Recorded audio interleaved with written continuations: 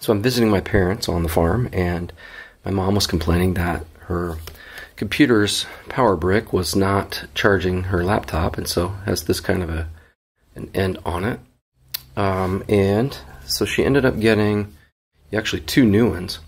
One she just didn't trust, so she ended up buying one that was from the computer manufacturer itself. But what I thought I would do is show a test that you could do with your multimeter to test these things. So I have the faulty one plugged in, and I have actually both known goods plugged in as well to another outlet. So I have my meter set on voltage, and it's set to automatic DC voltage.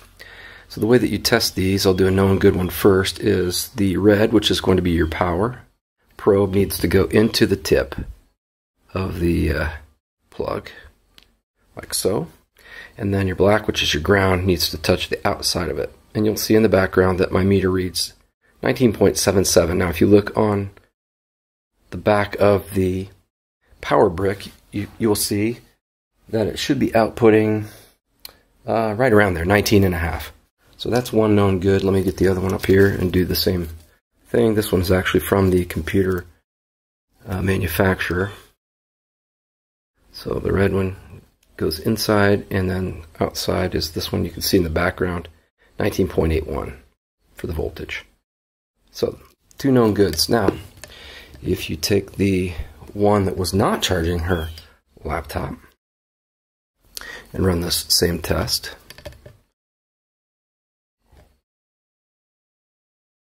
notice in the background my meter only has 0.1 volts, basically, if you round up. So it's just not outputting any DC voltage. That's why it's not charging her laptop. Again, with a known good,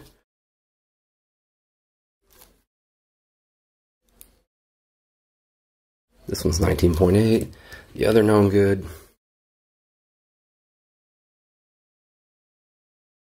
19.79. So that's just one way that you can use your multimeter to test those.